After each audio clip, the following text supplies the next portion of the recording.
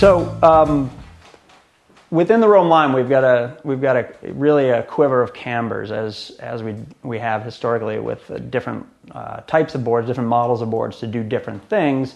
You know, it's really evolved into that plus camber stories, and within our camber quiver, we have, of course, positive camber, which is really the kind of baseline of how snowboards work. And very effective in turning is probably what most people have learned on and most people understand. Reverse camber, I described 3 different types of the 1985 camber, reverse camber that we're using and kind of the specifics of them, and that's kind of another section of the camber profile story. So you've got positive camber, you've got reverse camber. We also have 2 other camber line stories in the line.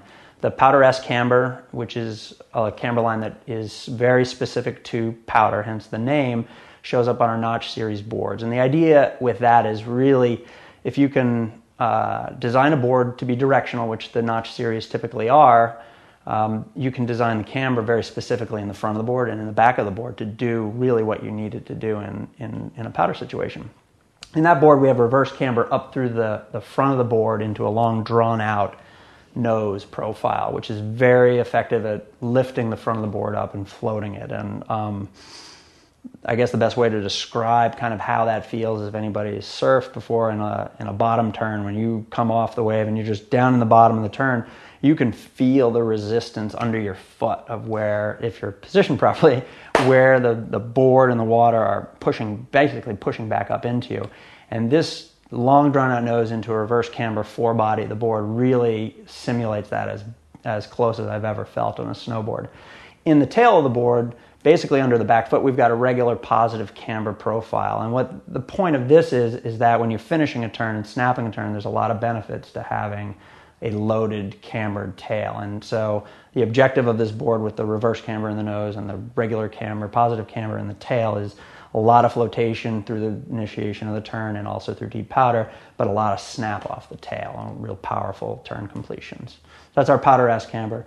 The other camber story we have in the line is new on the Anthem SS this year, is the hybrid camber line. And the idea here is really to try and achieve the best of both worlds in a camber line. And so what we have on the hybrid camber line is probably easier to reference a diagram to truly understand it, because there really are 2 camber profiles when you look at the board depending on what state it's in.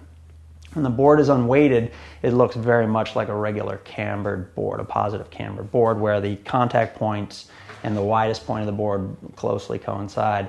When you press out the camber in that board, that contact point will roll backwards. And so what we've achieved is we have positive camber through the center body and under the binding platform, so you have a lot of power in the board.